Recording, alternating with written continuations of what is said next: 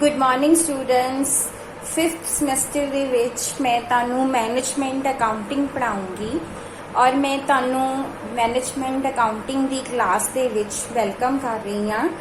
ਅੱਜ ਦੇ ਇਸ ਲੈਕਚਰ ਦੇ ਵਿੱਚ ਅਸੀਂ ਡਿਸਕਸ ਕਰਾਂਗੇ ਕਿ ਸਾਡਾ ਮੈਨੇਜਮੈਂਟ ਅਕਾਊਂਟਿੰਗ ਦਾ ਕੀ ਸਿਲੇਬਸ ਆ ਤੇ ਕਿਵੇਂ ਅਸੀਂ ਉਹਨੂੰ ਸਟੱਡੀ ਕਰਨਾ ਆ। ਸਟੂਡੈਂਟਸ, ਜਿੱਦਾਂ ਕਿ ਤੁਸੀਂ ਜਾਣਦੇ ਹੀ ਹੋ ਕਿ ਕੋਵਿਡ ਸਿਚੁਏਸ਼ਨਸ ਦੇ ਕਰਕੇ ਯੂਨੀਵਰਸਿਟੀ ਨੇ ਹਜੇ ਤੱਕ 2020-21 ਦਾ ਸਿਲੇਬਸ ਆਪਣੀ ਵੈਬਸਾਈਟ ਤੇ ਅਪਲੋਡ ਨਹੀਂ ਕੀਤਾ ਆ। ਸੋ ਅਸੀਂ ਮੈਨੇਜਮੈਂਟ ਅਕਾਊਂਟਿੰਗ ਨੂੰ 2019-20 ਦੇ ਸਿਲੇਬਸ ਦੇ ਅਕੋਰਡਿੰਗ ਹੀ ਪੜ੍ਹਨਾ ਸ਼ੁਰੂ ਕਰਾਂਗੇ। ਬਾਅਦ ਵਿੱਚ ਜਦੋਂ ਯੂਨੀਵਰਸਿਟੀ ਨਵਾਂ ਸਿਲੇਬਸ ਅਪਲੋਡ ਕਰੇਗੀ, ਵੈਸੇ ਤਾਂ ਕੋਈ ਚੇਂਜਸ ਐਕਸਪੈਕਟਡ ਨਹੀਂ ਹਨ। ਸਿਲੇਬਸ ਦੇ ਵਿੱਚ ਵੀ ਕੁਝ ਇਹੋ ਜਿਹੇ ਚੈਪਟਰਸ ਨਵੇਂ ਇੰਟਰੋਡਿਊਸ ਕਰ ਦਿੱਤੇ ਜਾਣਗੇ। ਨੋ, ਹੋ ਸਕਦਾ ਹੈ ਕਿ ਤੁਹਾਡੇ ਇਹਨਾਂ ਚੈਪਟਰਸ ਦੇ ਵਿੱਚੋਂ ਕੁਝ ਚੈਪਟਰਸ ਜਿਹੜੇ ਨੇ ਉਹਨਾਂ ਨੂੰ ਰਿਮੂਵ ਕਰਤਾ ਜਾਵੇ। ਸੋ ਅਸੀਂ ਉਸ ਟਾਈਮ ਤੇ ਜਿਹੜਾ ਹੈਗਾ ਫਿਰ ਉਹਨਾਂ ਚੇਂਜਸ ਦੇ ਅਕੋਰਡਿੰਗ ਹੀ ਆਪਣੇ ਆਪ ਨੂੰ ਅਡੈਪਟ ਕਰਾਂਗੇ। ਬਟ ਐਟ ਪ੍ਰੈਜ਼ੈਂਟ ਸਾਡੇ ਕੋਲ ਕੋਈ ਗਾਈਡਲਾਈਨਸ ਨਹੀਂ ਹਨ, ਸਾਡੇ ਕੋਲ ਕੋਈ ਸਿਲੇਬਸ ਨਹੀਂ ਆ। ਸੋ ਅਸੀਂ ਮੈਨੇਜਮੈਂਟ ਅਕਾਊਂਟਿੰਗ ਨੂੰ ਪੁਰਾਣੇ ਸਿਲੇਬਸ ਦੇ ਅਕੋਰਡਿੰਗ ਹੀ ਫਿਲਹਾਲ ਪੜ੍ਹਨਾ ਸ਼ੁਰੂ ਕਰਾਂਗੇ। ਸੋ ਅੱਜ ਅਸੀਂ ਦੇਖਾਂਗੇ ਕਿ ਸਾਡਾ ਸਿਲੇਬਸ ਕੀ ਹੈ। ਸਟੂਡੈਂਟਸ, ਤੁਹਾਡੇ ਇਸ ਸਿਲੇਬਸ ਨੂੰ 2 ਯੂਨਿਟਸ ਦੇ ਵਿੱਚ ਡਿਵਾਈਡ ਕੀਤਾ ਗਿਆ ਆ, ਯੂਨਿਟ 1 ਅਤੇ ਯੂਨਿਟ 2। ਜਿੱਦਾਂ ਕਿ ਤੁਸੀਂ ਪਹਿਲਾਂ ਵੀ ਅਕਾਊਂਟੈਂਸੀ ਦੇ ਪੇਪਰ ਦਿੰਦੇ ਆ ਰਹੇ ਹੋ, ਪਹਿਲੇ ਸੈਕਸ਼ਨ A ਦੇ ਵਿੱਚ ਤੁਹਾਨੂੰ 6 ਕੁਐਸਚਨਸ ਆਉਂਦੇ ਨੇ, ਜਿਨ੍ਹਾਂ ਦੇ ਵਿੱਚੋਂ ਤੁਸੀਂ ਕੋਈ 4 ਅਟੈਂਪਟ ਕਰਨੇ ਹੁੰਦੇ ਆ ਤੇ ਹਰੇਕ ਕੁਐਸਚਨ ਦੇ 5 ਮਾਰਕਸ ਹੁੰਦੇ ਆ। ਉਹ 6 ਦੇ 6 ਕੁਐਸਚਨਸ ਇਹਨਾਂ ਦੋਨੋਂ ਯੂਨਿਟਸ ਦੇ ਵਿੱਚੋਂ ਜਿਹੜੇ ਆ ਸੈੱਟ ਕੀਤੇ ਜਾਂਦੇ ਆ। ਉਸ ਤੋਂ ਬਾਅਦ ਜਿਹੜਾ ਤੁਹਾਡਾ ਸੈਕਸ਼ਨ B ਹੁੰਦਾ ਆ ਉਹ ਯੂਨਿਟ 1 ਚੋਂ ਆਉਂਦਾ ਆ ਤੇ ਯੂਨਿਟ 1 ਚੋਂ ਤੁਹਾਨੂੰ 4 ਕੁਐਸਚਨਸ ਆਣਗੇ, ਜਿਨ੍ਹਾਂ ਚੋਂ 2 ਨੂਮੈਰੀਕਲ ਤੇ 2 ਥਿਊਰੀ ਦੇ ਕੁਐਸਚਨ ਨੇ ਤੇ ਤੁਸੀਂ ਕੋਈ 2 ਅਟੈਂਪਟ ਕਰਨੇ ਆ। ਔਰ ਜਿਹੜਾ ਤੁਹਾਡਾ ਯੂਨਿਟ 2 ਆ, ਸੇਮ ਉਸੇ ਤਰੀਕੇ ਦੇ ਨਾਲ ਉਹਦੇ ਵਿੱਚ ਵੀ ਜਿਹੜੇ ਆ ਤੁਹਾਨੂੰ 4 ਕੁਐਸਚਨਸ ਆਣਗੇ, 2 ਥਿਊਰੀ ਦੇ ਹਨ, 2 ਨੂਮੈਰੀਕਲ ਦੇ ਹਨ ਤੇ ਤੁਸੀਂ ਕੋਈ 2 ਅਟੈਂਪਟ ਕਰਨੇ ਹਨ। ਸੋ ਸਟੂਡੈਂਟਸ, ਇਹ ਤੁਹਾਡਾ ਪੁਰਾਣਾ ਪੇਪਰ ਪੈਟਰਨ ਆ। ਹੋ ਸਕਦਾ ਇਸ ਵਾਰ ਪੇਪਰ ਪੈਟਰਨ ਦੇ ਵਿੱਚ ਕੁਝ ਚੇਂਜਸ ਲਿਆਂਦੇ ਜਾਣ, ਬਟ ਹਜੇ ਤਾਂ ਅਸੀਂ ਪੁਰਾਣੇ ਪੇਪਰ ਪੈਟਰਨ ਦੇ ਅਕੋਰਡਿੰਗ ਹੀ ਆਪਣੀ ਸਟੱਡੀ ਨੂੰ ਕੰਟੀਨਿਊ ਕਰਾਂਗੇ। ਸੋ ਸਭ ਤੋਂ ਪਹਿਲਾਂ ਤੁਹਾਡਾ ਯੂਨਿਟ 1 ਹੈ, ਜਿਹਦੇ ਵਿੱਚ ਜਿਹੜਾ ਸਭ ਤੋਂ ਪਹਿਲਾ ਚੈਪਟਰ ਹੈ ਉਹ ਹੈਗਾ nature and scope of the management accounting.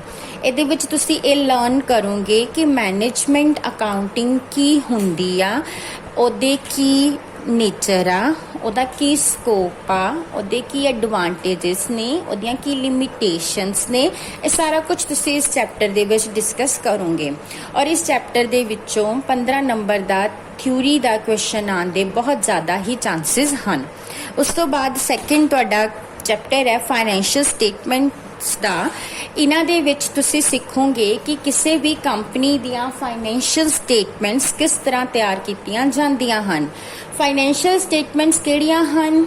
ਤੁਹਾਨੂੰ ਪਤਾ ਹੀ ਆ, 2 ਤਰ੍ਹਾਂ ਦੀਆਂ ਫਾਈਨੈਂਸ਼ੀਅਲ ਸਟੇਟਮੈਂਟਸ ਹੁੰਦੀਆਂ ਆ, income statement and balance sheet. So ਤੁਸੀਂ ਕੰਪਨੀ ਦੀ ਇਨਕਮ ਸਟੇਟਮੈਂਟ ਮੀਨਸ ਕੰਪਨੀ ਦਾ ਪ੍ਰੋਫਿਟ ਐਂਡ ਲਾਸ ਅਕਾਊਂਟ ਕਿਸ ਤਰ੍ਹਾਂ ਬਣਾਉਣਾ ਆ ਤੇ ਕੰਪਨੀ ਦੀ ਬੈਲੈਂਸ ਸ਼ੀਟ ਕਿਸ ਤਰ੍ਹਾਂ ਬਣਾਉਣੀ ਆ, ਉਹ ਤੁਸੀਂ ਇਸ ਚੈਪਟਰ ਦੇ ਵਿੱਚ ਲਰਨ ਕਰੋਗੇ। ਥਰਡ ਚੈਪਟਰ ਤੁਹਾਡਾ ਹੈਗਾ ਆ ਫਾਈਨੈਂਸ਼ੀਅਲ ਸਟੇਟਮੈਂਟ ਐਨਾਲਿਸਿਸ ਦਾ। ਸਟੂਡੈਂਟਸ, ਅਸੀਂ ਆਪਣੀਆਂ ਫਾਈਨੈਂਸ਼ੀਅਲ ਸਟੇਟਮੈਂਟਸ ਨੂੰ ਐਨਾਲਾਈਜ਼ ਕਰਨ ਦੇ ਲਈ ਕੁਝ ਟੂਲਸ ਜਿਹੜੇ ਹੈਗੇ ਆ ਯੂਜ਼ ਕਰਦੇ ਆ ਤੇ ਇਸ ਚੈਪਟਰ ਦੇ ਵਿੱਚ ਅਸੀਂ common size statements, comparative statements and trend analysis ਉਹ ਕਰਾਂਗੇ।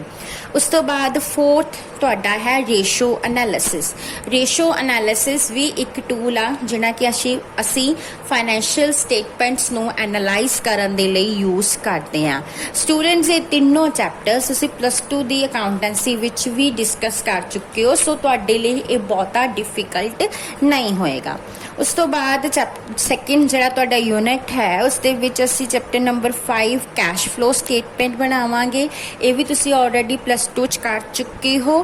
ਕੈਸ਼ ਫਲੋ ਸਟੇਟਮੈਂਟ ਕੀ ਹੁੰਦੀ ਆ ਕਿ ਇਹਦੇ ਵਿੱਚ ਅਸੀਂ ਇਹ ਫਾਈਂਡ ਆਊਟ ਕਰਦੇ ਹਾਂ ਕਿ ਸਾਡੇ ਕੋਲ ਈਅਰ ਦੀ ਬਿਗਿਨਿੰਗ ਤੇ ਕਿੰਨਾ ਕੈਸ਼ ਸੀਗਾ, ਪੂਰਾ ਈਅਰ ਕਿੰਨਾ ਕੈਸ਼ ਆਇਆ ਤੇ ਕਿੱਥੇ ਕਿੱਥੇ ਕੈਸ਼ ਅਸੀਂ ਯੂਜ਼ ਕੀਤਾ ਔਰ ਐਟ ਦਾ ਐਂਡ ਸਾਡੇ ਕੋਲ ਕਿੰਨਾ ਕੈਸ਼ ਰਹਿ ਗਿਆ।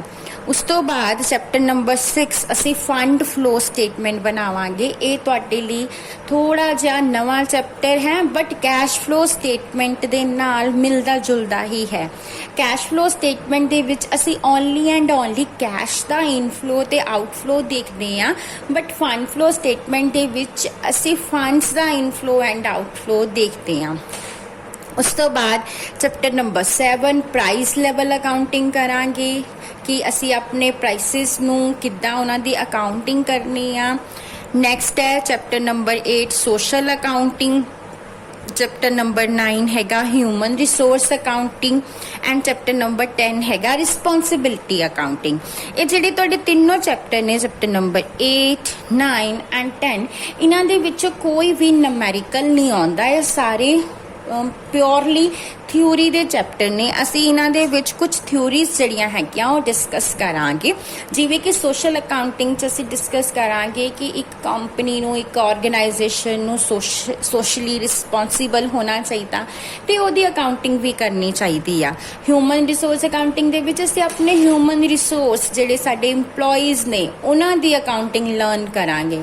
ਅਸੀਂ ਹਜੇ ਤੱਕ EMPLOYEES ਨੂੰ ਦੇਣ ਵਾਲੀਆਂ ਵੇਜਿਸ ਐਂਡ ਸੈਲਰੀਜ਼ ਨੂੰ ਐਜ਼ ਐਕਸਪੈਂਸ ਟ੍ਰੀਟ ਕਰਦੇ ਆ ਰਹੇ ਹਾਂ ਆਪਣੀ ਫਾਈਨੈਂਸ਼ੀਅਲ ਅਕਾਊਂਟਿੰਗ ਦੇ ਵਿੱਚ ਬਟ ਹਿਊਮਨ ਰਿਸੋਰਸ ਅਕਾਊਂਟਿੰਗ ਦੇ ਵਿੱਚ ਅਸੀਂ ਦੇਖਾਂਗੇ ਕਿ ਕਿਸ ਤਰ੍ਹਾਂ ਉਹਨਾਂ ਨੂੰ ਐਸੈਟ ਟ੍ਰੀਟ ਕਰਨਾ ਆ।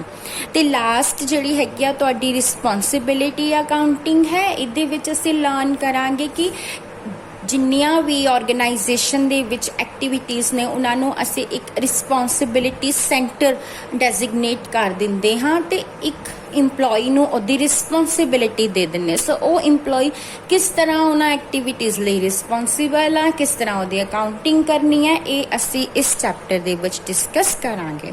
ਸੋ ਇਹ ਤੁਹਾਡਾ ਮੈਨੇਜਮੈਂਟ ਅਕਾਊਂਟਿੰਗ ਦਾ ਹੋਲੀ ਸੋਲੀ ਸਿਲੇਬਸ ਆ ਜਿਹਨੂੰ ਅਸੀਂ ਇਸ ਸਮੈਸਟਰ ਦੇ ਵਿੱਚ ਅਸੀਂ ਲਰਨ ਕਰਨਾ ਆ ਤੇ ਤੁਹਾਡੇ ਲਈ ਇਹ ਥੋੜਾ ਜਿਹਾ ਈਜ਼ੀ ਵੀ ਆ ਕਿਉਂਕਿ ਇਹਦੇ ਵਿੱਚੋਂ 4 ਚੈਪਟਰ ਤੇ ਤੁਸੀਂ ਆਲਰੇਡੀ ਪਲੱਸ 2 ਦੀ ਅਕਾਊਂਟੈਂਸੀ ਦੇ ਵਿੱਚ ਕਰ ਚੁੱਕੇ ਹੋ। ਸੋ ਉਹਨਾਂ ਨੂੰ ਹੀ ਦੁਬਾਰਾ ਤੋਂ ਅਸੀਂ ਰਿਵਾਈਜ਼ ਕਰਨਾ ਆ। Thank you.